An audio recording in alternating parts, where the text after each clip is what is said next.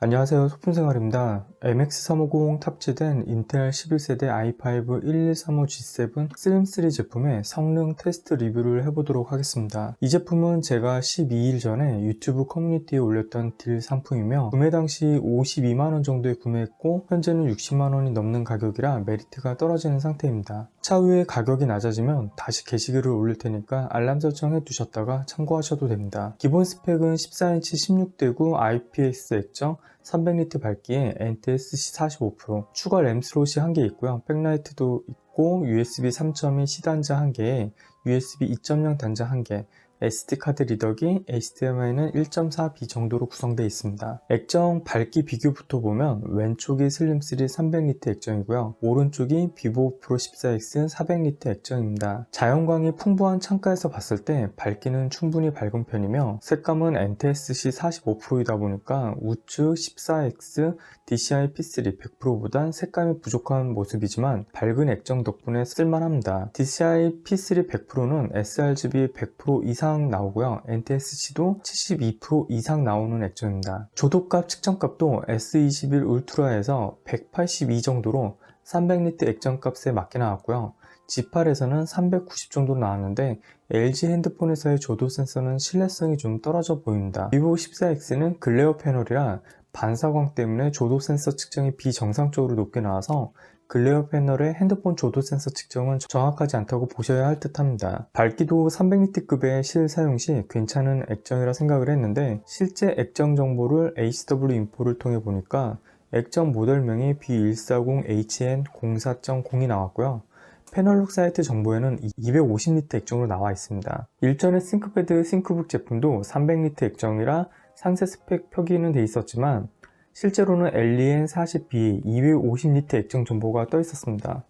이 제품도 실제 보는 것과 조도 센서 값은 300리터 정도는 되는데 액정 정보는 250리터로 나오는 모습을 보이고 있습니다.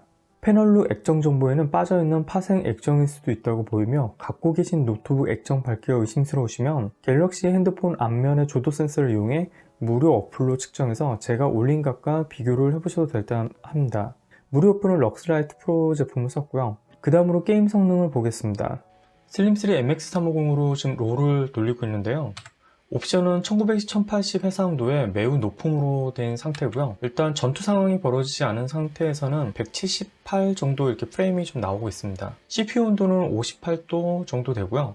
57, 58도 정도 되고 GPU 온도도 57도 정도로 그렇게 높은 편은 아니고요. 제가 CPU 같은 경우는 효율적 활성화로 클럭 제한을 해놓은 상태이기 때문에 온도가 굉장히 착한 수준이고요.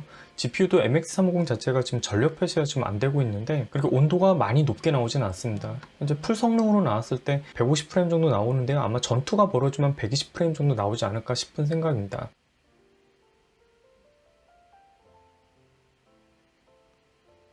소음 측정값은 보신 것처럼 45dB 정도 나오고요. 지금 팬이 굉장히 돌아가고 있는 소리가 바람 소리 정도만 나올 정도고요. 분명히 팬 소음은 있는데 그게 뭐 고주파음이나 날카로운 소리 등은 전혀 들리지 않습니다. 슬림3의 이제 팬 성능이 아주 나쁘지는 않은 것 같고 바람 소리가 좀 강하게 나오는 편이고 45dB 정도 나오고 있습니다. 전투가 벌어진가 한 120프레임까지 좀 떨어지는 상황인데요. 최대 프레임 186은 좀 의미가 없고 보통 평균이 한 160프레임 정도 나오는데 저것도 의미는 없고 현재 전투가 벌어졌을 때 한 100프레임 이상은 좀 나온다고 보시면 될 것 같습니다. 그럼 지금 약간 좀 틀어놓은 상태인데요. 키보드 온도를 한번 보겠습니다. WSAD 쪽은 40도 정도 나오고요. 우측면 키보드 위는 35도 정도 나오네요. 이쪽 좌측면이 좀 더 온도가 높게 나오고 있습니다. 손이 닿는 부분이 가장 주로 게임을 할 때도 이 부분이 될 텐데 이 부분의 좀 발열 부분은 좀 아쉬운 부분이네요. 우측면이 32도에서 35도 사이로 온도는 굉장히 좀 착한 부분인데 이쪽 40도 가까이 나오는 왼쪽 부분은 약간 따뜻하다거나 약간 뜨겁다 그런 생각이 좀 들 수도 있을 것 같습니다. 45도 이상 나오지는 않는 것 같아서 뭐 그렇긴 한데요. 그래도 약간 열감은 좀 느껴질 것 같습니다. 어쌔신 크리드 오디세이 화면인데요. 이건 좀 플레이하기에는 약간 좀 부적합하긴 한데 좀 참으면서 견딜만은 할 수준인 것 같습니다. 일단 가장 최저 옵션으로 했을 때 이렇게 뭐 가만히 봤을 때 32프레임에서 36프레임 정도 나오는데요. 전투 화면도 한번 보겠습니다.